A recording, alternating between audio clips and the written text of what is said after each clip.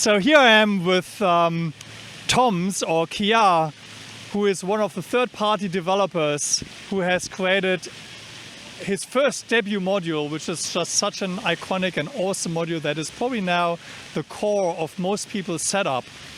And it's just amazing that he made it all the way from Chicago over here to Berlin to be with us and, you know, show his module and show his secret new module as well. So I have you here to talk about that a little bit as well. Thank you, Carsten.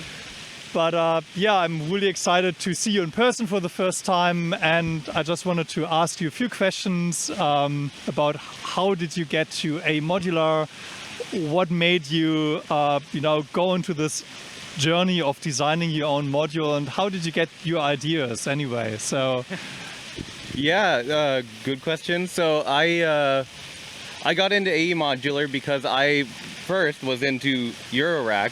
But before that, I was just like generally into computerized music. I tend to be a rather hands-on person, so that's where I got started with Eurorack. I built a lot of kits, partly because I like building, but in large part because the Eurorack was expensive, right?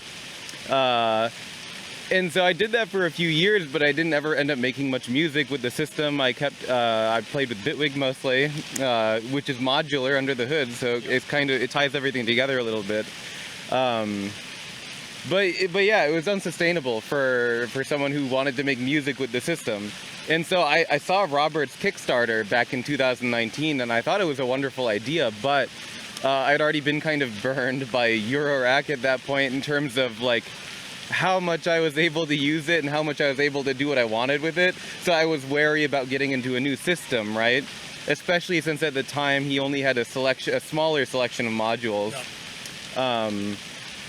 But yeah, I kept my eye on it. I was on his mailing list, and I think it was winter of 2020, yeah, where he did a winter sale, and I checked everything out again, and I mean, everything was building up, right? I think John from Wonky Stuff had put out his first third-party module, and I saw that there was like tens of new modules since I looked last, and it was inspiring, right? Because I was connecting the dots. I want to build this stuff.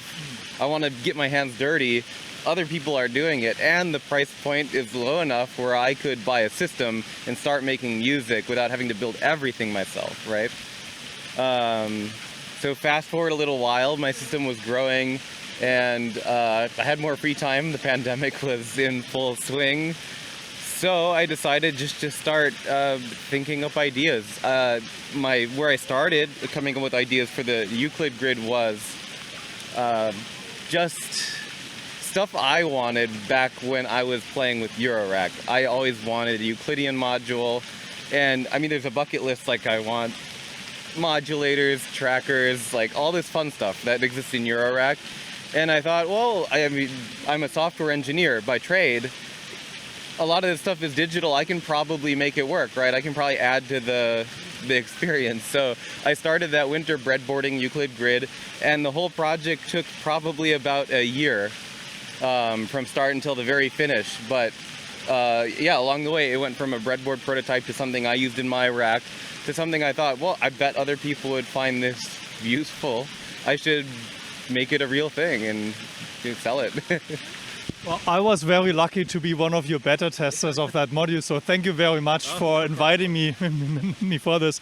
And it was a great process, you know. You got feedback, and then you were just like, you know, next day there was a new version, sometimes next hour there was a new version. Yeah. So that was a great process. I was born with a wonderful thing called ADHD, which means I don't get to choose what I focus on. And lucky for me, for a whole span of 2 months, I was like dedicated to like getting out new revisions and adding features and just having fun with it. And I mean, I'm really grateful there were a few people in the community who got the initial version of the module, and I don't think it would be nearly as good as it is if I didn't get that early feedback.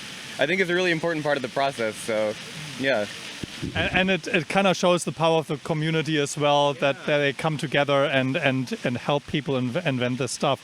So what is so since then you've been brewing on a new module. So what's the new module about? The new module is called TwoAuto. It took me a while to land on a name, but I wanted to capture the feeling I got when I, was patching my system and I found a knob that I turn and I'm like, oh, that sounds great. Like, I want to do that again and again and again, and I'm performing on this knob. But you eventually have to stop and move on to something else, but then you lose that energy. I just wanted a really easy way to do that, because I mean, you can do it in your system, but it would generally involve daisy chaining a few LFOs to get a complicated pattern or something. So TwoAuto is all about like automating that process. So I'm calling each section of TwoAuto a modulator, and the general idea is it's Simon Says, right? You turn the knob and let go, it'll do the same thing. So there's a few options on it. You have a sync, a loop, and a lock. For sync, it's important to sync this to your rhythm, right? If you're playing with drums and you're not doing something ambient, if it's like a danceable thing, you're gonna want everything locked. Well, not everything, but for the loop, it will turn it from essentially an envelope into a looping pattern. And so that's actually a feature I added later in the process. The original version, my prototype, was just a knob and just outputs with the sync input. But I realized the functionality of the module could be greatly expanded by giving the user the option to turn it into an envelope. I was actually inspired by Robert's envelope, which has the end trigger as well. Yeah. So it's slightly inspired by that. And the end product, I think, is very fun. It's easy to get lost and play with it, but it's also pretty utilitarian. In my very small system right now, I've found it's been able to replace envelopes as well as LFOs, as well as simple sequencing for pitch even. I didn't expect it when I started building it. Yeah. So we'll have some videos later on that show this module in a little bit more detail and zooming onto this, and that's a bit hard to do out here now. But what I found amazing was when you touch the knob, it totally notices that you touch it. You don't even have to wiggle it, and it turns into red immediately. It says, I'm recording now. So this is really cool. How did you come up with that idea? I've been inspired by other music gear. I was very lucky to win some Novation gear at a previous synth convention.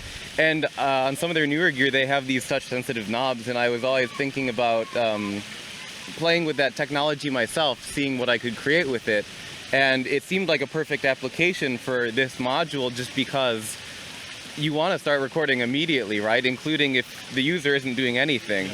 So that was one of the first things I experimented with on my breadboard, and I think it turned out really great, better than I expected. And it's just fun to play with. And actually, I didn't talk about it, but the lock feature I had to add because it is so sensitive that if you're just going across the rack and you accidentally touch the knob, it would clear your sequence. Yeah. That's actually a really nice thing, and this is what you get by eating your own dog foods basically. Yeah. You find out, oh, now I have to add a lock here because that's horrible. So how much music do you make with your gear now that you're a manufacturer of modules, you're a developer? So do you still have fun with your gear? Yeah, I do. In fact, I use it to take a break from my day job and also, doing this kind of work on the side, electrical engineering stuff. I'm a software engineer by trade. I wish I could say I made more music, but I would be telling a fib. But I do definitely take time out every week to make some music with it, just so I'm like in the groove, because I do find music creation to be a very fun process, but it doesn't necessarily energize me, so I need to make sure to take breaks from it too also. Yeah. So what I found very interesting about the Euclid Grid was that it was very performance oriented. You just quickly can dial in different rhythms and changes and variations and stuff like that. Very much, geared towards a live performance and like that. Do you ever live perform? I've actually never live performed. This is going to be a first for me, actually. I'm a little bit nervous. but I find that when I'm playing on my own, live performance and just performative features in general are great because I mean you are the most complex oscillator there is, right? Yeah. If you want to take something from being very simple and inject some personality into it, I think having your fingers on the buttons and like turning the knobs to be the very best way to inject that because you're directly injecting your personality into your music. Yeah. Oh, that's amazing. So one last question about this. So when will the TwoAuto be available? Is there still more to do on this? When do you think our AE Modular users can get their hands on this? That's another great question. I think there's two things holding me up. First are a few hardware revisions I need to make, which were inevitable, right? Nothing's ever perfect the first time. And then the second thing right now is the chip shortage, and it's something that's been affecting Robert, affecting everybody I've talked to at Superbooth. Is a real problem. I never thought I'd actually be feeling it firsthand, right? I've heard about it for so long, but here it is. I think what I'll end up doing is creating some kind of pre-order system for people who don't mind paying a slight additional cost for that chip.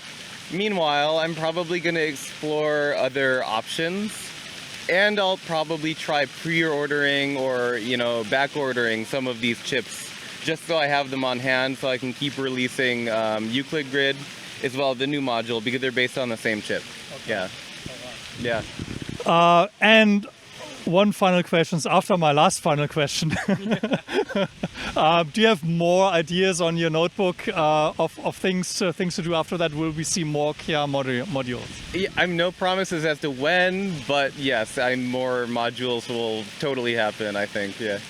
This is the best news I've heard today because so far, the Euclid Grid was probably not life-changing, but almost life-changing, really. And this looks like another great, addition to anyone's rack, really. I can't wait for people to get their hands on it, and I'm sure you'll be able to give people a closer look soon.